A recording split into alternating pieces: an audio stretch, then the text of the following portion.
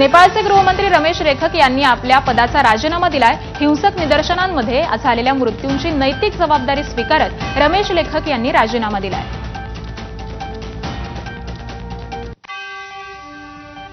जरांगेंच्या आंदोलनानंतर राज्य सरकारनं मराठा समाजाला कुणबी दाखले देण्याचा निर्णय काढला। या निर्णयाला ओबीसी नेत्यांनी जोरदार विरोध केला। काँग्रेसचे नेते विजय वडेट्टीवारांच्या नेतृत्वात ओबीसी नेत्यांची बैठक पार पडली।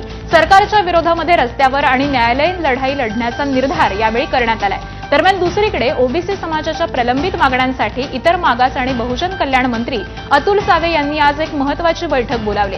4 सप्टेंबरला नागपुरामध्ये राष्ट्रीय ओबीसी महासंघाच्या साखळी उपोषणाची सांगता करताना इतर मागास आणि बहुजन कल्याण मंत्री अतुल सावे यांनी ओबीसी समाजाच्या प्रलंबित मागण्यांसाठी लवकरच शासन स्तरावरती बैठक आयोजित केली जाईल असं आश्वासन दिलं होतं।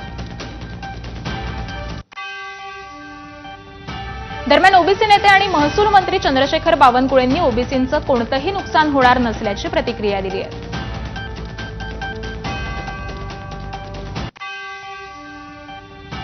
मुख्यमंत्री काही म्हणत असले तरी त्या जेआरमुळे ओबीसीचं प्रचंड नुकसान होणार आहे। जर पात्र हा शब्द पूर्वी काढलेल्या जेआर प्रमाणे ठेवला असता तर आपण म्हणू शकलो असतो की ज्यांच्या कुणबी नोंदी सापडल्या आहेत त्यांचा विरोध आम्हाला अजिबात नाही। मी कालही सांगितलं वडेट्टीवारना, जरा बबनराव तायवाडे काय बोलतात एकदा त्यांचं प्रशिक्षण वडेट्टीवारनी घेतलं पाहिजे किंवा एकदा वडेट्टीवारजींनी हे सांगितलं पाहिजे, हे वडेट्टीवारनी सांगितलं पाहिजे की कुठल्या शब्दाने कुठल्या वाक्याने ओबीसीवर अन्याय होतो आहे। राज्यातील सरकारी वनजमीन बळकावल्याप्रकरणी राज्य सरकारनं एसआयटी स्थापन केली आहे। नवी मुंबईतील तब्बल 5,000 कोटींच्या सिडको वनजमीन घोटाळ्याची चौकशी देखील याच एसआयटी मार्फत होणार आहे। आमदार रोहित पवार यांनी मुख्य सचिवांची भेट घेतल्यानंतर लगेचच राज्य सरकारच्या वन विभागाकडून एसआयटी स्थापन करण्यात आली। तसंच मागील एसआयटी चौकशीचा अनुभव पाहता सरकार फक्त वेळ मारून नेत असल्याचा आरोप पवारांनी केलाय। या प्रकरणामधील आरोपी यशवंत बिवलकर देशाबाहेर पळून जाण्याच्या तयारीत असून त्याच्या विरोधात तातडीनं गुन्हा दाखल करून अटक करावी अशी मागणी पवारांनी केली आहे। दरम्यान या प्रकरणावर स्पष्टीकरण देण्यासाठी यशवंत बिवलकर यांनी आज पत्रकार परिषद देखील घेतली।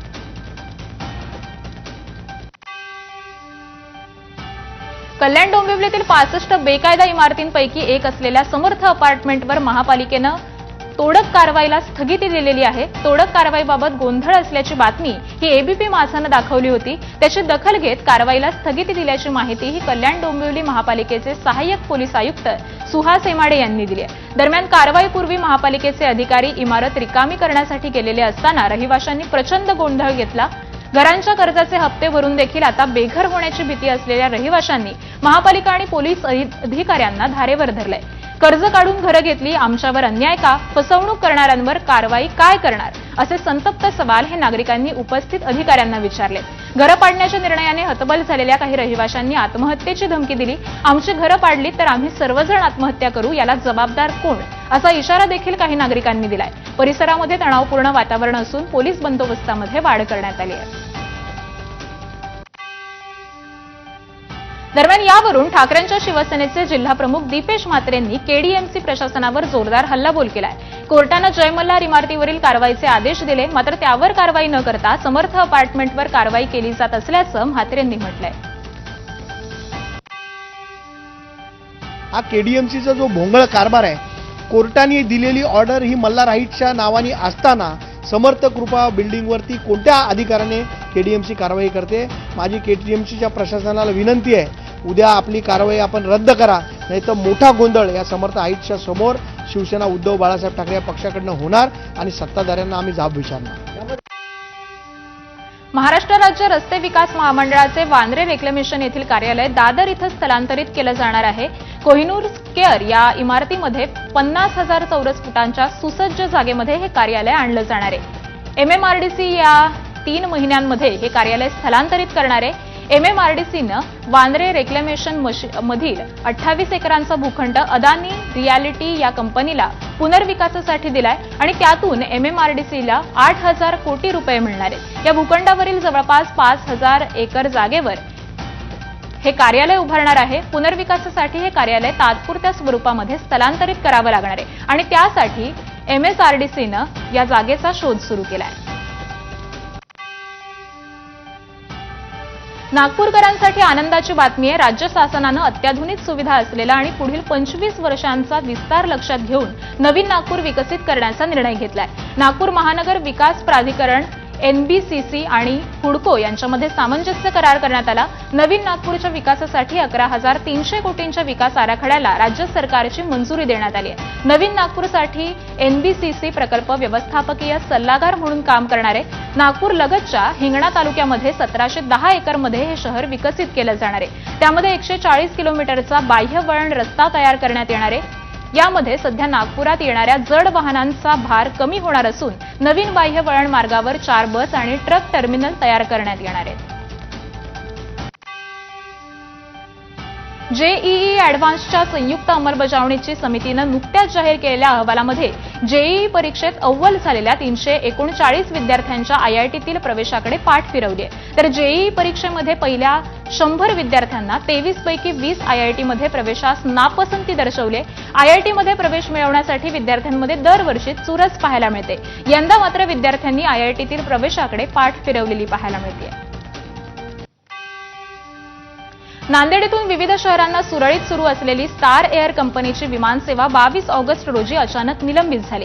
धावपट्टी अतिशय धोकादायक झाल्यामुळे हा निर्णय घेतल्याचं सांगण्यात आलं आणि त्यानंतर सर्व स्तरातून वाढलेला दबाव लक्षात घेता धावपट्टी नूतनीकरणाचं काम युद्धपातळीवर सुरू आहे. लवकरच हे पूर्ण होऊन विमानसेवा पूर्ववत होईल असं सांगण्यात येत आहे. विमानतळ दुरुस्तीसाठी युद्धपातळीवर काम सुरू झाल्यामुळे लवकरच नागरिकांना दिलासा मिळणार आहे. रायगडमध्ये अलिबाग तालुक्यातील धाकटे शहापूर इथं खाडी किनारी पट्टी बांधण्याचं काम सुरू आहे. या कामासाठी लागणाऱ्या मटेरियलचा रिपोर्ट काढण्यासाठी तपासणी अहवाल माणगावमधील जिल्हा प्रयोगशाळेकडे पाठवण्यात आलाय. मात्र हा रिपोर्ट देण्यासाठी संबंधित ठेकेदाराकडे एकूण 18,000 रुपयांची मागणी करण्यात आली आणि त्यानंतर तडजोड करून ही रक्कम 15,000 रुपयेपर्यंत तोडगा काढून देण्याचं ठरलंय. यावेळी लाच स्वीकारणाऱ्या 2 महिलांना अँटी करप्शन विभागानं रंगेहात पकडलंय. आणि यानंतर आत्ताची एक ब्रेकिंग बातमी पाहूयात. अभिनेत्री शिल्पा शेट्टीचा पती राज कुंद्राला 60 कोटी रुपयांच्या गुंतवणूक फसवणूक प्रकरणामध्ये आर्थिक गुन्हे शाखेनं समन्स बजावलेलं आहे. बॉलिवूड अभिनेत्री शिल्पा शेट्टीचे पती आणि उद्योगपती राज कुंद्रा यांना 60.48 कोटी रुपयांच्या फसवणूक प्रकरणामध्ये आर्थिक गुन्हे शाखेनं हे समन्स बजावलेलं आहे. सुरुवातीला 10 सप्टेंबर रोजी दोघांना तपास अधिकाऱ्यांसमोर हजर राहण्यास सांगितलेलं होतं. मात्र कुंद्रा यांनी 15 सप्टेंबरपर्यंत मुदतवाढ मागितलेली होती आणि त्यामुळे आता 15 सप्टेंबर रोजी राज कुंद्रा यांना आर्थिक गुन्हे शाखेनं चौकशीसाठी हजर राहावं असं सांगितलेलं आहे. दरम्यान देश सोडून जाण्यापासून रोखण्यासाठी या जोडप्याविरोधात लुकआउट सर्क्युलर देखील जारी करण्यात आले. पोलिसांच्या माहितीप्रमाणे राष्ट्रीय कंपनी कायदा न्यायाधिकरणच्या ऑडिटरला देखील चौकशीसाठी समन्स बजावण्यात आलंय.